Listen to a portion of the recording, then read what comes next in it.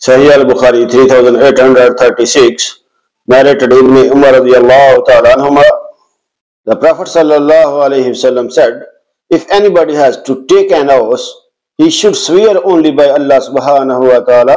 The people of Quraysh used to swear by their fathers, but the Prophet sallallahu alayhi wasallam said, do not swear by your fathers.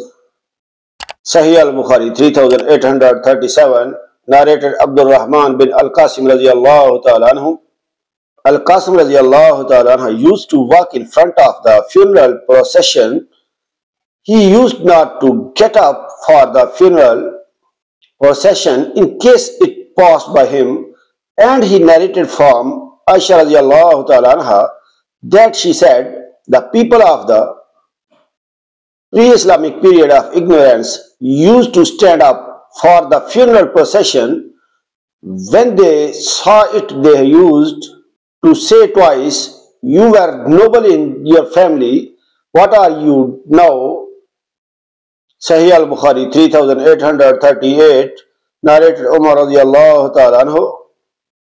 The peasants used not to leave Jam, i.e. Muzdalifah, till the sun had risen on Tahbir mountain.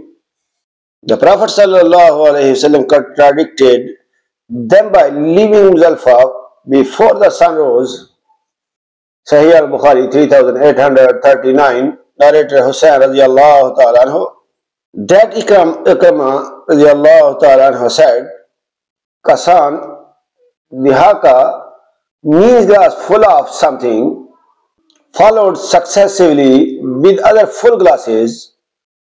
Sahih al-Bukhari 3840, narrated Ibn Abbas radiallahu ta'ala anhu said, in the pre-Islamic period of ignorance, I heard my father saying, provide us with Kasan Dihaka.